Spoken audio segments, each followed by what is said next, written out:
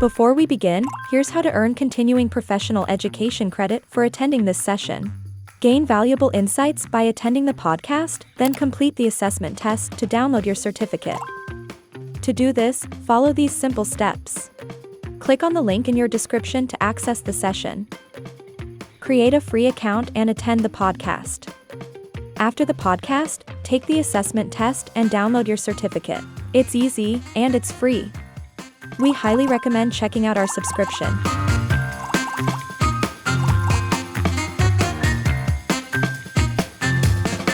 Let's get started.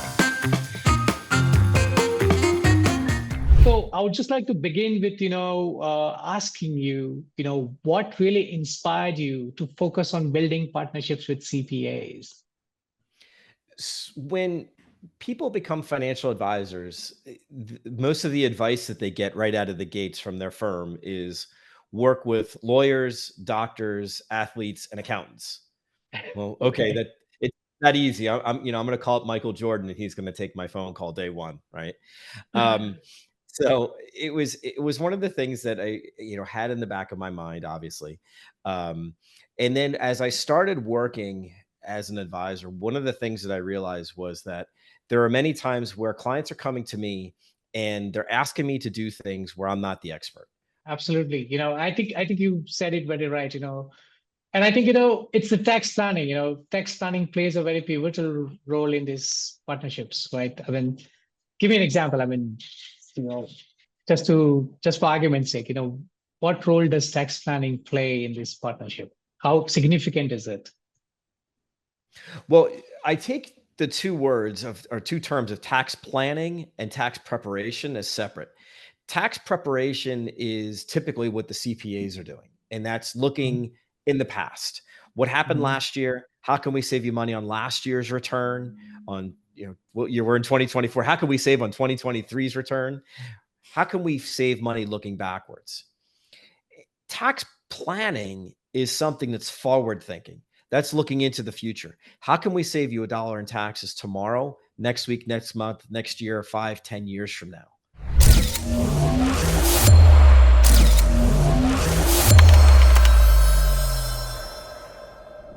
Welcome to another episode of your favorite podcast. We're trying to figure out with Saul, where we explore the journeys and insights of industry leaders. Today's guest has a profound passion for helping people manage their finances, particularly physicians, from residency through retirement. His unique approach to financial planning has significantly impacted many lives. Folks, please welcome Eric Mangold. Welcome, Eric, to our podcast. Thank you very much, Saul. I'm glad to be here. Absolutely, Eric. Thank you for having us. So I would just like to begin with, asking you, what really inspired you to focus on building partnerships with CPAs? When people become financial advisors, most of the advice that they get right out of the gates from their firm is work with lawyers, doctors, athletes, and accountants. Well, okay, that it's not easy. I'm going to call up Michael Jordan, and he's going to take my phone call day one, right?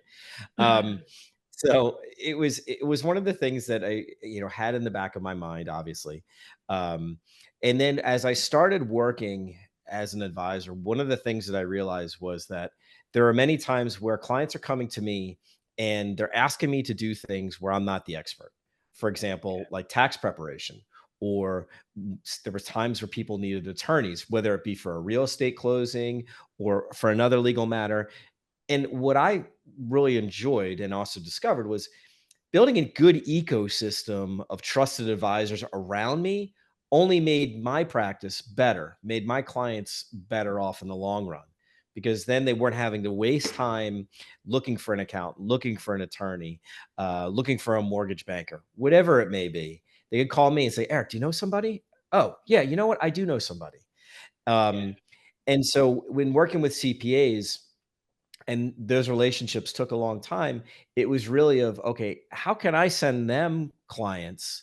Because I have clients coming to me saying, hey, you know what? I'm either not happy with my CPA, or I'm thinking I need a change, or I have a life event and I think I need someone who's a little bit more advanced from a CPA perspective. So that's really where I Right. started, is to build that ecosystem. Well, you bring out a very interesting point, life event. I gather, we had a brief discussion about it, but I would really love for our, listeners to know about that life event regarding your parents, which really kicked in this entire process of you to go towards it. Would you mind sharing that with everybody? Sure. With my parents that we talked Yes. about? Yeah. Yeah. So, I mean, my father was you grow up as a boy and your dad's your hero, and my dad was no exception to that rule. Um, he was the guy that always made you feel protected, always made you feel safe. Yet he was one that always taught you the lessons of working hard, being honest, being accountable. Um, and when he was, let's see, when I was in third grade, he had a very nasty operation on his back. He had a tumor growing in his back that rendered him, I wouldn't say handicapped, but it rendered him, um, his walking was slower. His balance was off after the tumor was removed. But that started him on a course for the next 20 years of he had an awful back. His back was, when people say, "How did your dad die?" on the death certificate it says cancer, but in the family we say he died of a bad back because Mhm. mentally he was sharp. Yeah. Physically, his back had failed him. When we were growing up, he was 6 foot tall. When he passed away, he was 5'9". His back just degenerated. The vertebrae just degenerated on top of themselves through Gotcha. many surgeries. It just, nothing was really able to help him. But the thing was, is that when I was in college is when things started getting pretty bad for him in his back. And Mhm. he was still working. And I think, frankly, he was willing himself to work through the day-to-day pain. And it was one of the things that I was looking at saying, this is something that where people need help. People need, Yeah. they needed help, obviously, from managing my dad's health, but Yep. also they needed help from the finance perspective, because as soon I was the youngest of two boys, as soon as I was done college, it was okay, how are we going to load up for retirement? My dad had a pension through his company, but was he going to be able to make it to where he's going to be qualified for his pension due to his back? Was he have to go out on disability first?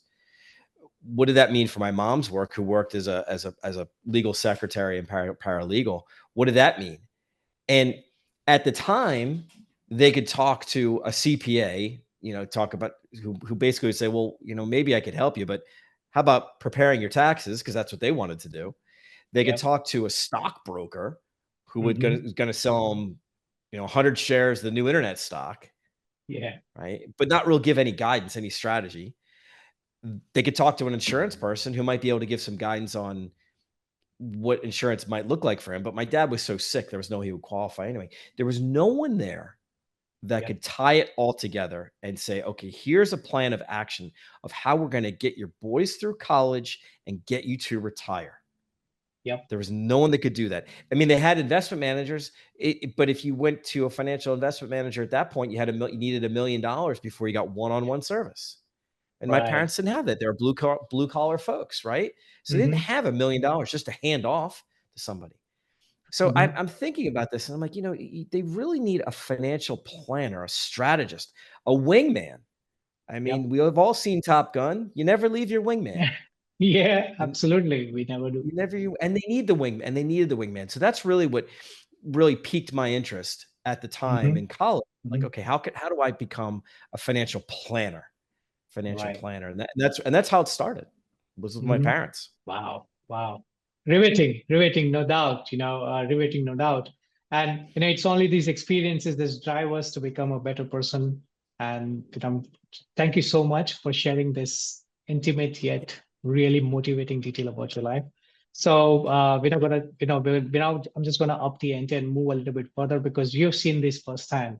You took this up as a mission that there needs to be this cross collaboration between CPAs and financial advisors. But I would want everybody to also know what are the benefits of it. So would you mind talking about the key benefits for CPAs to be working closely with a financial advisor? I look at it as a very synergistic type of relationship, both ways, because there's times when CPAs need the work with financial advisors, and there's sometimes in financial advisors we need to work with the CPAs. I view it as a collaboration, and the end goal is to help the clients get to where they need to get to financially.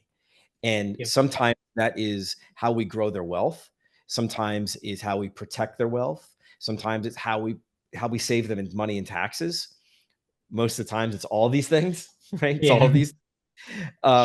And a CPA is a vital partner, yep, in improving a client's financial health and getting them to their summit of where they want to be. absolutely. Absolutely. No, I agree to you on that. You can't be the master of everything, right? I mean, Mm-mm. you gotta be there. All right. Now, you have had this fantastic experience of working with CPS for 14 years now, right? Yeah. So, Yeah. yeah. So I'm sure you have a lot of stories to say, but if you could share me a success story where this collaboration has significantly benefited the client. Sure. We had a client who was based in New York and ended up moving out of the state of New York. Didn't like paying all the taxes in New York. Um, but when he was originally introduced to me by the CPA, and the CPA is like, he thinks he needs some help, but I'm not really sure. Can you just talk to him? I said, sure. So it was, CPA, the firm that I knew for a long time. I said, sure, Mhm, let's just have a chat. And it was a very casual chat. So it turns out that the client was selling in the process of selling his business. It was early days of selling his business, mhm, but he didn't know what he didn't know. And he even admitted mhm. that. He Yeah. even said, and I like using this term too, he knew enough to be dangerous. Um, but he didn't know what he didn't know. And the way that things were structured, the way that he was going about selling his business, and the way he was going about his finances after the sale of his business, he was Yep. looking at a six-figure tax bill Mhm, and just was thinking that, well, I'm selling my business, I'm selling at a profit. This must be just the cost of doing business. I just have to pay this money in taxes. And I yep. feel a lot of people take that approach, Saul. I think a lot of people take the approach sometimes when they get a tax bill, they're like, all right, I guess it is what it is. I got to just pay it. It's the Yeah. IRS, I've right? earned it, so I gotta have Yeah, some taxes and I gotta pay it. Yeah. right. And there are a lot of times where that tax bill can be reduced significantly or even sometimes eliminated or Yep. mitigated against. We can put strategies in place. Mm-hmm. So we ended up saving the client over the long period of time. We ended up Mm-hmm. we're saving him over six figures in Mm-hmm. taxes. Wow. Okay. Not only are we saving him over six figures in taxes, he didn't realize that we were able to save him over six. He said, wait a second, you're able to save us. And yes, it was through strategy and strategic planning from the sale of his business. And so at the end of the day, the client is thrilled. I mean, you're saving them six figures in taxes. The CPA looks like a rock star because the clients come to them for innovative tax strategies. And the tax strategy that we put in place for this client saved them a lot of money. And I got a new client, right? But the CPA is the hero. The CPA is the hero because the client went to the CPA for new and innovative tax strategies. The CPA, in working with me, almost like as an extension of their Mm-hmm. practice, of the CPA practice, was able to implement these new and innovative tax strategies and is able to save the client a boatload in taxes. To say the cliche, it's a win-win-win. Mm-hmm. It is a cliche, but It sometimes is. It cliches is. are true. Yeah, it is true. It is true. In fact, you rightly mentioned, because like in the back in the days, if you were to think about I want to get my taxes done, you'd go to a CPA. And a lot of CPAs still need to create that change in that mindset, because there is a term that has been doing around client advisory services. You're available for your clients beyond just that compliance need, and you're able to get that done. Obviously, you're not doing everything, but you have that ecosystem in place through which you're able to get it done. Like, you have an ecosystem in place with different professionals in play. And there's this perspective of increasing revenue for both the parties involved, but people just don't, I guess it's more about how do I get started, because everybody wants some mechanism there or some forum or some platform in place and everything. But Yeah. if at all I were to, ask you, like, what initial steps should a CPA take to start building this partnership? And I would say I have good relationships with my CPA firms, and I value them. I really do. And some of the CPAs, frankly, have become friends, become personal friends. But the relationships with CPAs, it takes a long time. CPAs notoriously, and most of them will admit this, that they're not great at marketing. Uh-huh. They're not great at marketing. They don't like it. They're not good at it. And again, this is not me. This is from them. My experience with CPAs telling me this. No, So I agree to you. that's I agree to you right. on that. Yeah. So it takes a long time. And the other thing is that based upon what financial advisors are told by their hiring firms out of the gates, most of them at least, are go meet 20 CPAs and be the Hmm. go-to guy for that CPA. And so CPAs are getting pounded by financial advisors. I'm the greatest. I'm the greatest. I'm the greatest. I can do all these things for your client. One of my CPA firms, they actually don't take any more calls from financial advisors because, frankly, the financial advisor calls got so obnoxious. They were just like, you know what? Enough. We don't have the time during the day to waste for an advisor to kind of bully their way into our firm. Yep. So it does take a long time for that trust to build. And it also takes a long time for the trust to build, to understand that it's a mutual relationship that has a goal of helping the client. My goal has to be helping the client. The CPA's goal has to be helping the client. When we work together, we're working together to help the client. And sometimes it takes a long time to build that relationship, build that trust. It's for CPAs. I almost think it's challenging, right? It's challenging because I sought after the CPAs with whom I'm friends with now, and who I have the Hmm. relationships with now. I sought after them. I think it's tough to go the other way because any CPA calls any financial advisor, the financial advisor will be like, "Yeah, we could partner. We could Always partner with you." ready. Always. Always There's ready. no way they're saying no. There's no Yeah. way they're saying. Yeah. But do they really have the tools, tactics, and strategies to help make the CPA's relationship with the client better? Hmm. And is there trust there? Yep. Is there trust Yep. there? I don't know. So it's hard. But again, a lot of CPAs do know financial advisors. Yep. It's probably one of those things where taking a CPA to take another step and say to the advisor with whom they trust, if they've built that relationship, hey, I'm thinking about doing some things where we could potentially share in revenue. How would that look? And see what the advisor has to say and leave it open Absolutely. ended. Do you want to earn CPE credit? Take this course of My CPE to earn free credit. Click the link in the description to get started. In fact, financial advisory it's not a one size fits all, right? Mm-mm. You gotta talk, and like you talked to that client of yours, you shared that story that you talk to them, you gotta know what is it that they really want to achieve. And I guess financial advisors are really good at this. And you know that's the advantage that CPAs are able to capitalize on when they reach out to people.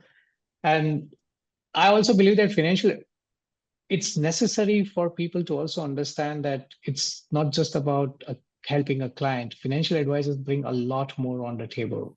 I mean, the term itself is like financial planning, but there is financial planning, there is exit planning, there's retirement planning, there is wealth planning, there is marriage, kids, everything. There's so many things that are involved here, right?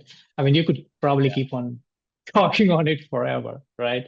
One of the Like, things I was on a podcast a couple of weeks ago, and the host asked me, he said, what are some things that people don't realize financial advisors do that you really do?" And I said, most people think we just manage investments. I said, one yeah. of the things that we do that most people don't realize that we do is that we're around during the good times, but we're around during the bad times too. And Mhm. I mean, I've been to many funerals for clients. I've had a lot of conversations, uh, some coffee talk with people going through family life events, whether it's a sick parent, whether it's, something that's fun, like putting their kid through school, although it's not so fun when you think about the finances of it. Um, I've had clients that have been sued or are Mhm. thinking about suing for whatever legal matter, and we don't have to get into that. But Mhm. for example, I'm working with a client right now, and there are some legal matters that are part of their life now, where she's um, not really being treated fairly at work, and she's Mhm. very frustrated. And so and she's also close to retirement. So the conversation that we have had is her asking me, are my finances going to be okay if I have to prosecute this lawsuit? And for me to say yes or no, me being there again as that wingman has been amazingly helpful for her, because she realized, okay, she's got to handle the things with her work, but I'm going to take care of her finances to make sure that they don't go off the rails during that time. So it's Absolutely. it's it's it's very easy to be there when the markets are going up and things are rosy. But when financial advisors, I think we earn our keep is being there when things aren't as rosy. Yeah, absolutely. Absolutely. And at the end of the day, look, the client's portfolio, everybody wants the client portfolios to be good. But at the end of the day, it's also something that's going to increase the revenue for both the professionals involved as well, right? I Yeah. mean, it's a win-win. It's a win-win-win for everybody. Yeah. So To use the cliche, right? it is a cliche. It is a cliche, like win-win-win. I guess this is like I a key know. I highlight of hate using it, but it's true. yeah, it is, So, what strategies have you found effective in increasing the revenue through this CPA financial advisory partnerships? It's I found it very effective, actually. And the clients embrace it too. I haven't had a situation where a client has said, because we there are disclosures that we need to do that Hmm. basically tell the client, okay, you're working with, you know, John and Jane CPA firm. By working with them, and if they introduced me, if we do any work together, Mr. and Mrs. Client, then there is a revenue sharing that I do with the CPA. So I haven't had anyone say anything negative. They're like, "Oh, okay, that's fine. That makes sense." That's usually the comment they say. "Oh, yeah, that makes sense. Yeah, why wouldn't you?" Yeah, Right? So it's yeah. not it hasn't been I haven't had a situation where it's been a negative thing, not once. It's not to say that it won't happen, probably will, but not Uh-huh. yet. Um, so that's been a really good part of it. Hmm. Is that the clients really embrace it? Hmm. Is it, Hmm. and then that's and if not to mention, if they buy in, it's better, because when we show a strategy that is able to, for example, save the client a massive amount in tax money. Again, I don't need to be the hero. Let the Yeah, CPA who's doing the innovative tax planning, let them be the hero. I'm just the tool that's making it all happen. absolutely. Absolutely. I, And in the world of CPAs now, especially after COVID, when so uh-huh. many things are going virtual, Yep. and some of the CPAs I talk to, when they do returns for some clients, they never even talk to them. The clients upload all of their tax documents into the CPA's portal. The CPA prepares the tax return, fires it off to them, electronic signature, electronic filing, and they say, if you have any questions, give me a ring. I'm happy to talk to you about it. But a lot of times clients are like, okay, we're good. And they never even talk. They just file their return. So in that world where things have become more and more commoditized in the CPA world, especially, to be able to produce new and innovative tax planning strategies makes the CPA look like a rock star, but also they're going to hold on to that client more. That client's going to Yep. be much more sticky, because then if they think, well, maybe I'm thinking about using a new CPA next year. Wait, I'm not going to leave that CPA firm because they introduced me to this investment strategy that's saving me tons of money in taxes. Right. So Right. it helps the client, it helps the CPA not only increase their revenue, but make that client stay with them longer. Absolutely. Absolutely. I think you said it very right. And I think, it's the tax planning. Tax planning plays a very pivotal role in these partnerships, right? I mean, give me an example. I mean, you know, just for argument's sake, what role does tax planning play in this partnership? How significant is it? Well, I take the two terms of tax planning and tax preparation as separate.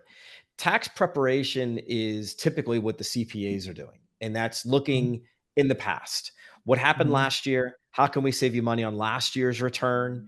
On what year we're in 2024? How can we save on 2023's return? How can we save money looking backwards? Tax planning is something that's forward thinking. That's looking into the future. How can we save you $1 in taxes tomorrow, next week, next month, next year, 5, 10 years from now? And that's an active process of tax called tax planning.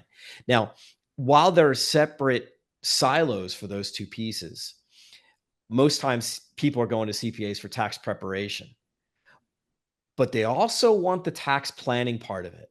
And Yep. that's why where some of the gap exists, Yeah. because clients want the tax planning. The CPAs sometimes don't have the tools or the strategies to do the tax planning, but they want to. Yeah. They want Yeah. to. They Yep. want to. They want to, and they want to give it to their clients. They just don't know how to bridge that gap.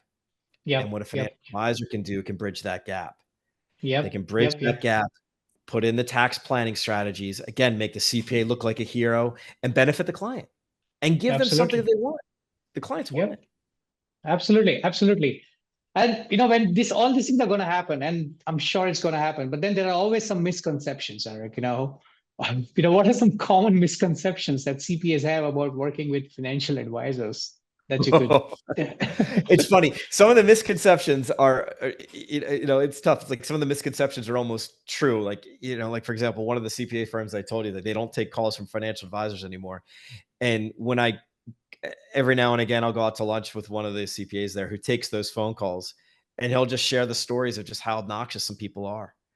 And Mhm. again, it's that level that's keeping the relationship between the CPA and the advisor. It's keeping that kind of negative vibe is keeping that relationship separate when it should be together.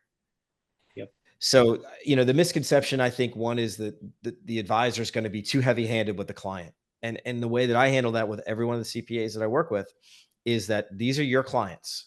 Okay.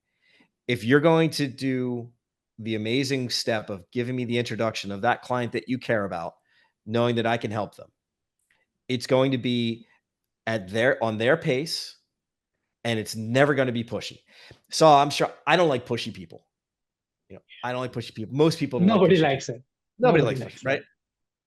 So I make it a commitment to the accountant is that, one, I'm going to keep you in the loop on everything that's going on, and two, it's never going to be pushy.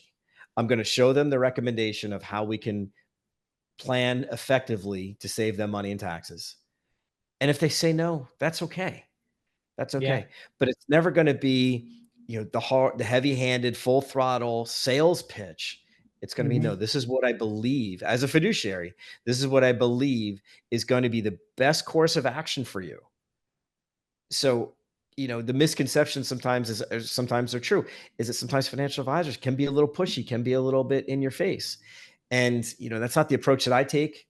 And, you know, maybe it's cost me clients in the past where I haven't been as pushy as I could have been. Maybe, but I'll Mhm. fall on that sword. It's really got to be at the client's pace, and to make sure, because again, you're getting that referral from an accountant. You Right. mess up one of them, it looks badly on the accountant, and you're going to have a tough time getting another referral from that accountant, because now they're gun shy. Now they're gun Absolutely. shy. So you really have to tread carefully and do exactly what you're going to say you're going to do, and really, and again, using a cliche, but it's true. You have to over deliver and under promise. Yeah. Okay. That's We're interesting. full of Well, cliches today, Saul. yeah, it is, and it's good, it's good. But because you see, this is all about the base of forming a trust, like you said, and this takes a long time. And what you've just said, I think, forms a really good, base for building that trust. Because when somebody's referring you, you got to make sure that their reputation is at stake as well, and you don't want to hamper that. And I Yeah. guess it's the same way for the other way around as well. Like, if at all you were to come across somebody and you're like, hey, I really need help with some tax preparation, and you're like, okay, I know a I bunch of love doing CPAs. that. Yeah, Yeah. I enjoy connecting people to, Yeah. like for example, I have a couple out in New York State, and they are thinking about retiring, and we were going through their full plan, and they didn't have their wills done. So I sent them to my trust and estate attorney. So the trust estate attorney who I recommend, who I trust, who can help them in that state. And I like making that connection. For the clients, they know they needed it. They know they Yep. they were in their 60s, they don't have wills. They know they need them, right? And my trust and estate attorney is a very smart, good attorney, and she's going to benefit too. So I love making those types of connections. I don't think everybody does, but I do, because I think some people think, well, if I'm not going to get paid on it, am I really going to spend any time on it? And Mm-hmm. I think that's a nearsighted, and I also think it's a nearsighted way of thinking, and that's not a real good life philosophy. Hey, if I can help somebody and maybe not get paid on it, that's okay. That's my choice. What goes around, another cliche, what goes around comes around. What goes around, It does. if you put the good, right? You put the good Yeah. energy out, does it come back to you? I think so. Yeah. I think, what goes around comes around. Now might be a time, maybe a little bit off tangent, but, I really want everybody to know about that story with the physician wherein you actually suited up early in the morning. Uh, Well, should I tell that story? yeah, that was so So much. I mean, great so one. that like I said, when you get out of the gates of being a financial advisor, your firm usually says work with lawyers, doctors, athletes, and accountants. And I had a lot of friends on Wall Street, so that's where I started. The folks who ultimately became clients. And then about 4 years into my practice, one of my friends who was not a physician introduced me a friend of his who is a physician. And he said, he probably could use some help. Just go talk to him. I said, sure, go talk to him. And met with this neurosurgeon, super nice guy. And he walks in, he's like, I'm not sure you can really help me. And I said, okay. I said, but you obviously have some things on your mind. What's cooking? He goes, well, the question I have for you, and he holds up his 401k statement. He goes, when do I have to pay this back? And I said, wait, it's your 401k statement? He goes, yeah, I have to pay this back at some point, don't I? And I said, no, that's the money that you're saving for your own retirement. That's my money. And I said, yeah, that's your money. And so he's like, okay, I think we have a lot more to talk about then. So it turns out Yeah. physician, and this guy is brilliant, brilliant, Mm-hmm. brilliant. I mean, a neurosurgeon. I mean, but physicians, and they'll tell you this, they don't get taught financial health in medical school. They don't Yep. get taught it in medical school. They don't get taught it in residency. And then when they're opening their practice or joining a practice or joining a group, they don't get taught financial literacy, financial health. They're just supposed to heal their patients. Yep. Yep. So there was a lot of work to do for the neurosurgeon. A lot of we redid his we did some insurance, some disability. Disability insurance is all wrong, so we redid it. We Mm-hmm. implemented life insurance. We did some college planning. We did some estate planning, some tax planning. Did a little bit of everything for him. Mm-hmm.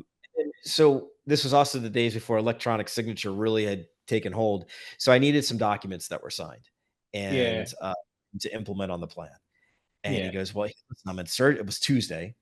He goes, I'm in Mm-hmm. surgery tomorrow, and then I go on vacation for 2 weeks. I'm not going to be around. And I'm like, doc, I need you for 30 seconds. These documents have a shelf life to them. Now I've prepared them. I've got to get them signed within a certain period of time, or else I have to redo them. And he's like, I go, what time does OR start tomorrow? He's like, listen, he's like, can you meet me at 6:30? He's like, I'll get you in. Just meet me at 6:30. He's like, oh, you need me to sign? I go, that's all I need you for. So he sets it up with his surgical coordinator, his OR scheduler. And I walk in, not to the OR, obviously, because it's sterile, but Yeah. I walk into the prep room, and I'm the only bald dude in a suit carrying a briefcase, and his entire surgical team are like, "Who's that guy?" Mm-hmm. And he said, "Oh man," he's like, "You guys got to talk to Eric." He's like, he actually said, he goes, he's my financial wingman. He goes, I just did all this stuff with him, and I didn't realize I needed it, but I've got my wills done now. I've got my college planning in place. I've got all of these things in place. He's like, you guys got to talk to these guys, to him. So as I'm walking out, I've got all these guys just, they're like, don't touch me, but call me later, and getting their phone number. So, and it was literally, it was probably a 4-minute meeting, and I walked out with 6 referrals. The Wow. type of all from the neurosurgeon. And to this day, the neurosurgeon not only is he a great client, but again, we've developed a friendship over the years. Just Yep. because we get kids the same age, and a lot of times when we're talking about his finances, the first half hour just us catching up, talking about our kids and where they are in the world and stuff like that. I mean, those long-term relationships are worth their weight in gold. Access latest and trending CPE courses with my CPE's Unlimited Access subscription. Subscribe now. All right. So, as we move forward, I would love to know, what tools or resources can facilitate a better collaboration between CPAs and financial advisors. Well, the first thing is definitely the trust foundation. It's really going to be built on a foundation of trust, and then communication too. Is the communicating to the CPAs. Well, first, I ask the CPAs when they introduce me to a new client of theirs, or introduce me to a client of theirs that, new client would potentially be a new client of mine. I ask them, how involved do you want to be? Do you want to be on every phone call that we talked about? Do you want to be on some of the phone calls, or do you want to be on any of the phone calls? Excuse me, on any of the phone calls. And everybody's kind of different. I have a couple CPAs that want to be on every phone call, and just sometimes they just want to listen. Sometimes they just want to, they just feel comfortable being there, and that's fine. Sometimes it's middle of the road where they want to be on some phone calls and not on others, and that's fine too. But I would say the majority of the CPAs say, no, you handle it from here. Just keep me in the loop if there's anything I need to do. For example, there's a client that was a referral from one of my CPA firms a couple weeks ago. It's a business that has an existing 401k. It wasn't set up properly, and so we're redesigning the 401k. And I'm telling her about all the redesign work, and she said, "Okay, just let me know when it's implemented," and that's coming soon. So it's a matter of communicating to her all of the major milestones that we're hitting. And then for this head of the CPA firm, I have a list of clients that I send to him on a quarterly basis that are all the clients that have referred, that they have referred, and whether or not those clients have progressed into a relationship with me. Because not every person that gets introduced to me becomes a client, and that's okay. But I want to show that, okay, John and Jane Doe, you introduced me, Mr. CPA. They didn't move forward, but I still wanted to let you know that I'm tracking that. Like, I know who you're introducing me to. And then, John and Jane Smith, you introduced me to them. They did become a client, and this is the moment that we're sharing in revenues. Yep. I guess communication, you're absolutely right. Communication is the base for the building that trust in the relationship. And you rightly pointed out what needs to be communicated, because I think that's important, keeping them updated on what's happening. And I guess it's a two-way street, right? When CPA refers to you and when you refer to somebody, I guess the ownership goes both ways. You got it definitely does. Yeah, it definitely does. And then you realize you're really creating a long, trusting relationship with the CPAs. And there's been times where we're just having brainstorming sessions where I'm calling up a CPA. I'm like, hey, I have this client has a scenario. This is what's going on. And they're like, and what the CPAs have done is saying, well, why don't we have a chat? They don't have to become a client, but let them just explain to me a little bit more about their specific tax issue. And the CPA and I and the client will jump on the phone, and it just, again, it's introducing the CPA to a potential new client, but two, it's also, it's helping me because I'm getting expertise from the CPA. It's helping my client. Sometimes they move CPAs and sometimes they don't. And again, because of that long-term relationship with the CPA, they're okay with doing some of the brainstorming every now and again. Yeah, absolutely. And, when these collaborations are happening, oftentimes there are some challenges that none of you can prepare for. I mean, like, you have to do a brainstorming with a CPO. How are you going to address this? Like, for example, if I were to talk about right now, the buzzword that I'm hearing is the 2025 sunset for the Tax Cuts and Jobs Act. Like, everybody's like, oh, I mean, there's the Secure Act 2.0, there's the Tax Cuts and Jobs, the 2025 sunset and everything. So how are you preparing for it? Or, what are you planning? How do you plan to adapt to these financial landscapes? What tips would you want to give to everybody? Well, we are in an election year. So we know it's going to be obviously chaotic. So again, on terms of new acts, it's communication. It's really communication. And what a lot of, and this is not just me, this is what a lot of tax attorneys and the state attorneys have said about the sunsetting of the cuts for next year, is let's kind of wait and see what's going to happen with the election. But I think really what we look at is, regardless of way the tax laws are shaping up, we need to make sure that we are doing some tax planning on an active basis every year. And that's going to look like a smaller project for some clients. It's going to look like a much bigger project from other clients. But I think it's always got to be something that's the forefront, because if you ask clients, and there's a lot of surveys about this, one of the things that clients always talk about, whether it's their relationship with their CPA or relationship with their financial advisor, it's how are they going to save more money in taxes? So how are we going to do it? Everybody wants to save money on their taxes, my friend. Everybody, right? And we say too, is that I'm not about not giving the IRS what they deserve to get, but we don't want clients to pay one nickel more in taxes than they have to. And what we find, they pay a heck of a lot more than one nickel more to the IRS. Again, because it's the mindset. It's the mindset. Oh, it's my IRS bill. It's my tax bill. I guess I just have to pay it. Well, maybe you do, but maybe there were some strategies that we can employ to make that tax bill be a lot lower or go away altogether. Yeah, I mean, financial wisdom, or how would I say this? Financial illiteracy, or the lack of that knowledge about the financials. I guess it's always been there. I mean, there are people who are doing things to bring this to the notice, but there's still so much to be done. Like you rightly said, whether you're a physician or maybe you're an attorney or whatever you're going to be studying or becoming, you don't get taught how to deal with the finances. You just don't know your relationship with money. I mean, people have a different relationship with money, right? I mean, it's different. Oh God. Well, and physicians are notorious. Taboo for physicians, or the taboo topic for physicians, is money. Physicians hate talking about money. I'll give you a great quote. I have one of the smartest people I've ever met as a client. She works at a very prestigious medical school. She writes the textbooks for a very complex topic. She's brilliant. She's also very sarcastic, and so she makes me laugh all the time. But when we go through, or we review her financial plan, her investments, her insurances, etc., she stops me and she goes, "Eric, I'd rather have my eyeballs tattooed than talk about my finances." And when she said that one, I go, wait, what did you just say? She goes, "I'd rather have my eyeballs tattooed than talk about my finances." She doesn't like talking about it. And that's very common for physicians. Physicians don't like talking about it. They don't like money as a taboo topic. If they make money, they like talking about how they made money, but they don't like talking about money. And it's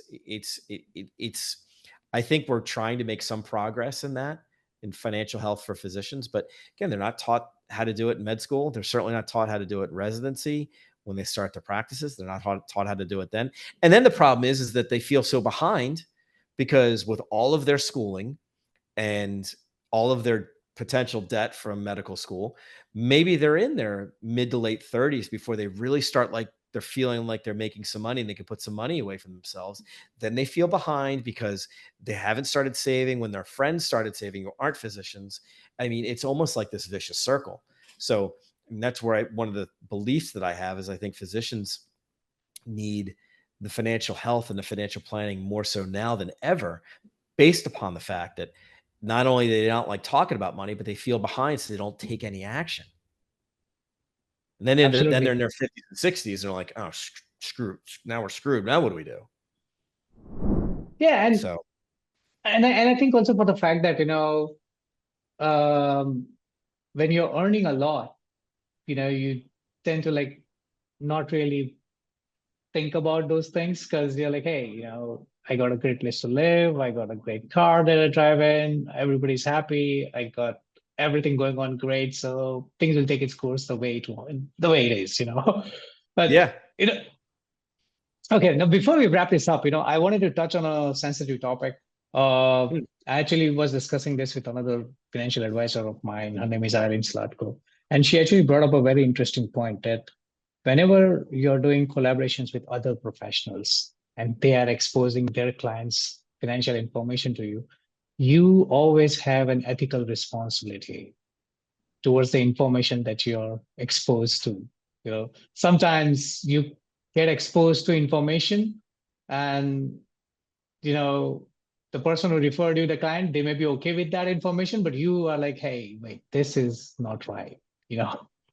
So, you know, this dilemma of like if at all you came across a client who was referred who is into a cannabis business or something, Mm-hmm. maybe you are a person who personally does not embrace cannabis and you're like, hey, should I help or should I not help? But then at the end of the day, it's your ethical responsibility if somebody is in need for financial advice and assistance, you got to do it. But what are your takes on this? So I think that there's a few pieces to that, and it hasn't been that many times as this has happened. Uh-huh. Let me say three. There was times where I said to potential clients, I don't think I'm your guy. Uh-huh. And one time it was just, I didn't get a very good feeling from the couple. Uh-huh. They were the meetings were very negative. Well, I don't know what you can do. I don't know what you're going to be able to do for me, Eric. Oh, And it was, I just walked in the door to meet them. And yeah. they were very negative. It's, I don't know what you're going to be able to do for me. I said, okay, well, here's what I can do for you. Well, we're not that, it was very, very back and forth. I was like, I don't think I'm your guy. If you would like, I can introduce you to someone. Yeah. I had a situation where I was working with two attorneys that both work in New York City, and they were in their early 50s at this time, both making very nice livings, both successful in their own right as attorneys, Yeah. and they were living the life. They spent every dime that they made. And when they wanted to retire at 55, and they were both like 51. Mm-hmm. And when I said to them, okay, here's the retirement plan that I can put together for you for 55, but it's going to require a little bit of life changes because you guys you don't save anything, nothing, not to their 401ks. If there was an expense, they just paid it out of pocket. They saved nothing. They spent money on living in New York City, eating out every night, and traveling. And their trips were fantastic. But they wanted me to retire, wanted to retire in 4 years, but they didn't want to make any lifestyle changes. And I said, I don't, why I think we can do some pretty magical things with engaged clients. I can't get blood from a stone. Yeah. And I said, I don't know if I'm your guy, because this plan that you want me that I put together for you does require, does require some lifestyle changes. We got to start saving some money. We got to start saving some money. And they said, no, we don't want to do that. And I was like, I don't know if I can help you then. I Yeah. said, Yeah. I'm happy to be someone that you can talk to, but I don't think we should engage in a professional relationship, because I don't think they're probably still working to this day, right? I think you brought out a very interesting point that if anybody is really thinking about, some financial planning in whatever capacity, you got to be ready for those tough calls. 100%. You got to be ready for it, Well, because so there were so many clients. Sorry to interrupt. yeah, But go ahead. there was a number of clients that I won during COVID. Mm-hmm. And remember that, the crazy days of COVID, when the markets were going down, we're Yep. all locked up. We don't know how Yep. serious COVID is. There's no vaccine out there. It was crazy, crazy times. Well, I was talking to some clients weekly, just saying, listen, the Mm-hmm. markets are down. This is because there's so much uncertainty in the market. This will come around. This will Yep. come around. But after a good 6 or 7 weeks of talking to my clients weekly, some clients were like, okay, Eric, we get it. You don't have to call us every week. Yeah. But I ended up getting a number of referrals from my existing clients because their friends were complaining about their financial advisors who weren't returning their phone calls because they were scared to tell them that their account balances had gone down.